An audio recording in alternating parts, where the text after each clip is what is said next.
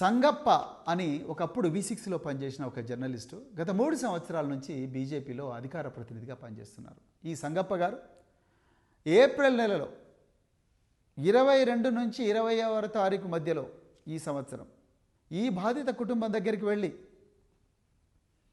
వాళ్ళందరితో మాట్లాడి వాళ్ళందరినీ తీసుకొని హైదరాబాదులో జూబ్లీ హిల్స్లో నివాసం ఉంటున్న బండి సంజయ్ గారి ఇంటికి వీళ్ళను తీసుకుపోయినరు.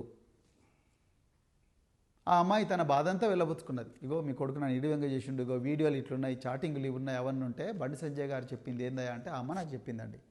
బండి సంజయ్ గారు చెప్పింది ఏంటంటే, మీరు మీ బిడ్డ ఎంతమందితో తిరిగిందో ఏందో నాకు తెలియదు, నేను మాత్రం దీనికి ఒప్పుకునే సవాలే లేదు.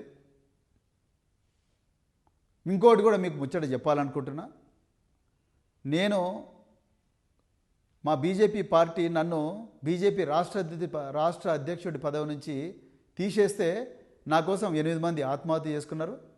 ఇంకా నా సంగతి ఏందో మీకు అర్థమైంది కదా. రేపు మీ మీద ఏం జరిగినా అమ్మలా నేను రెస్పాన్సిబుల్ కాదు, నకరాలు చేయకూరి, ఇక్కడి నుంచి వెళ్ళిపోండి, ఏదైనా సెటిల్ చేసుకుందాం అని చెప్పి భయపెట్టించి పంపించిండంట. ఇది సంగప్ప గారి సమక్షంలో జరిగింది. ఆ మహిళ చెప్పింది నాకు. ఇవాళ నేను హైదరాబాద్ పోలీస్ కమిషనర్ గారిని, డీజీపీ గారిని డిమాండ్ చేస్తా ఉన్నా, బండి సంజయ్ గారి ఇంటి దగ్గర ఉండే సీసీటీవీ కెమెరాల ఫుటేజ్ అర్జెంటుగా తీసుకోండి, ఆయన కాల్ డీటెయిల్స్ తీసుకోండి, సంగప్ప కాల్ డీటెయిల్స్ తీసుకోండి, ఈ బాధితుల కాల్ డీటెయిల్స్ తీసుకోండి, వాళ్ళ టవర్ లొకేషన్స్ చూడండి.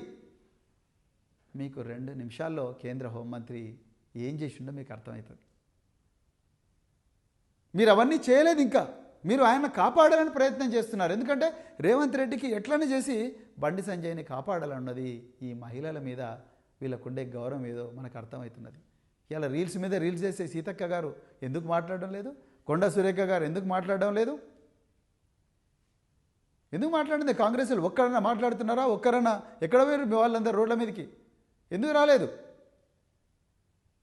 ఎందుకు రావడం లేదు రోడ్ల మీదకి? సోనియా గాంధీ గారికి ఈ విషయం చెప్పినరా? ప్రియాంక వధేరా గారికి ఈ విషయం చెప్పినరా? మీరు చెప్పలేదు. కేవలం బీఆర్ఎస్ పార్టీ కొట్లాడుతున్నారు.